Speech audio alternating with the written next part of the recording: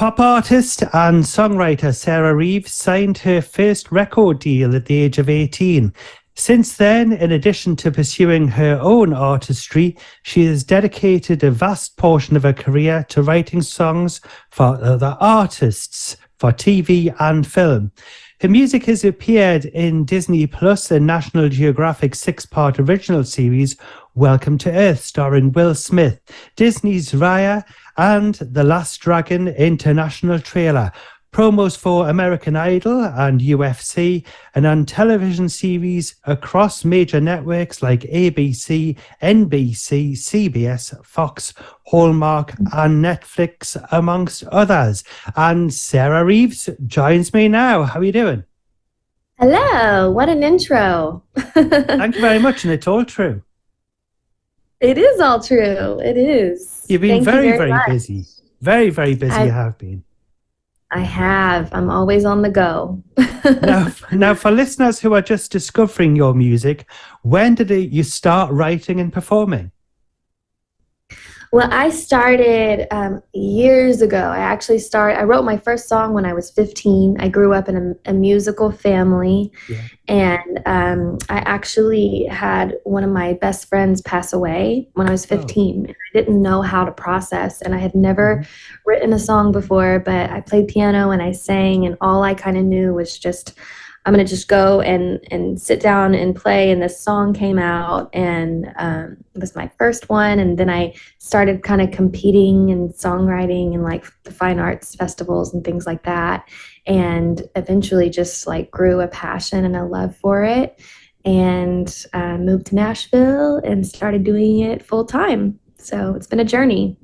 It has indeed. And the particular song that you wrote, have you ever released that? I never did, no. No? Do you think you could consider in the future? Or would it be too emotional? No, maybe I'll put it out on Instagram or something one day just to show people, like, this is the first song I ever wrote. That would be fun. But maybe not on, like, Spotify or anything like that. Excellent, because my sister, her first song that she wrote was Come to My Party or something like that. Yes. Come to my party. I love it. Excellent. When you were growing up, did anyone influence you in the world of music? Yes, I actually grew up in a more of a gospel setting. So I just listened to so much gospel music, church music. Yes. Started out in the church, like playing with my dad. He was, he led the songs at my church, and I always played with him. So it was just always church music growing up. And I started playing in bands. And then as I grew up, I just discovered, a whole world of music outside of that, obviously. But that's kind of where I got my start, was in gospel music. Yeah. Yeah. And so you were a fan of like people like Aretha Franklin and people like that? I did love Aretha Franklin. Yes. I love. Because she's into like what you would call rock gospel. Totally. Yeah. So many great artists and musicians got their start in gospel music, which I find really interesting. But it's like Whitney Houston. She was singing with Sissy, and also Dionne Warwick as well. She's a relation, isn't she? I think it's one of our aunties, isn't it? Yeah, probably. Yeah. Yeah, that's crazy. So it is amazing that so many artists do come through those channels. Now, your new album, Best Days, is coming out soon. What was it like recording it and getting the inspiration for the songs?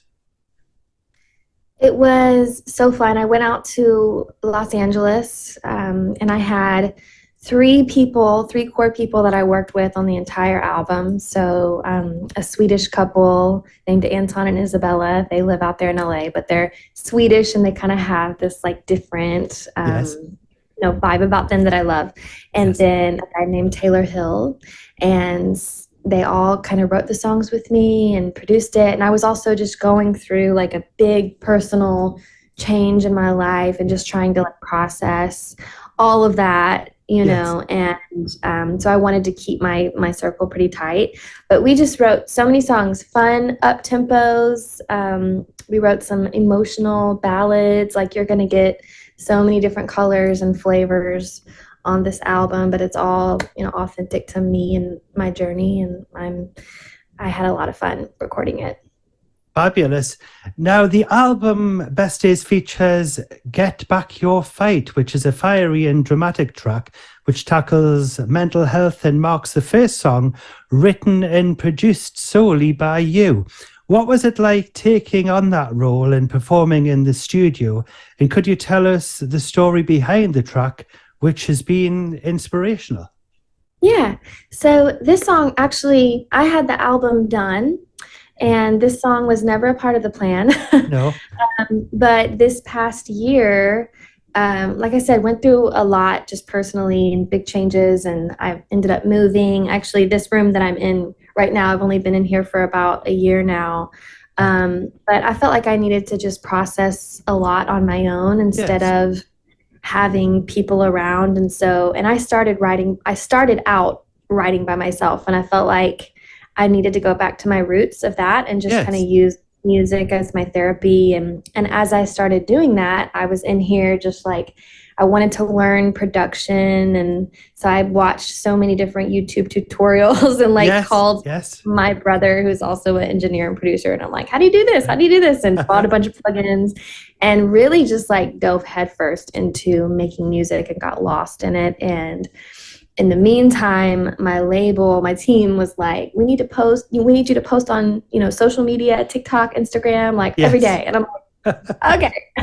So how can I do all of these things and still learn and do what I love? And so I just decided to kind of, set up my phone, turn the camera around, and I would just post my process of like, here's a song I wrote, here's a track I made, and people started, there's not a ton of females doing it in the production space. So I think maybe people are like, wait, what? She's making the music too? And so this song, Get Back Your Fight, I wrote it on literally March 1st this year. Right. And it was very cinematic, and I was just super inspired one day. And I decided to, I wrote it in like 3 hours, the first verse and the chorus. And I posted it on Instagram. Right. And I kind of knew, I had a feeling, I'm like, I feel like this is really going to inspire people, because I just had to find my own strength this year that I didn't know was there, and get my fight back. And so it was just really just me, my heart in a song. And I put it out and just immediately started seeing comments and people just like responding and connecting to the song. I'm like, oh my gosh, like I have to write a second verse. So I wrote a second verse, posted that.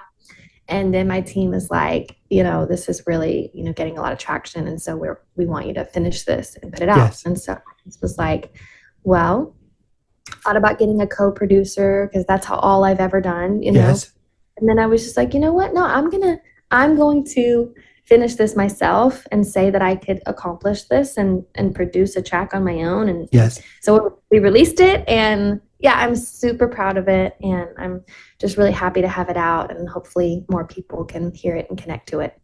Indeed, and a lot of people like to have a space to find themselves, and that's how they can be more creative, I find. Exactly. And I've had the space and the time to do that this year, which I'm really thankful for. Excellent. Now, have you considered collaborating with anyone? As you know, you've had your music mixed by some of the best in the business. Yes, I mean, of course, I would love to. There's so many people that I'd love to collab with. One of my favorite artists right now actually is based in the UK. Her name is Ray. Right. Love her. I would love to just like tour with her, write a song with her or something. I also am a big fan of NF. I don't know if you know who that is, but would love to do something with him, or just producer-wise, John Bellion would be cool. So many people that I can think of. Well, you've put the message out there to the world, so hopefully they'll be in touch soon. That would be great. Fingers crossed for you. Yeah. Yes. Excellent. Now, what kind of music can we expect in the future from Sarah Reeves? Well, I've got an album. There's 16 songs, and that is all dropping in September. So we've been doing kind of like single by single every 8 weeks or so. I've got a fun pop song coming out in July, so that will be fun.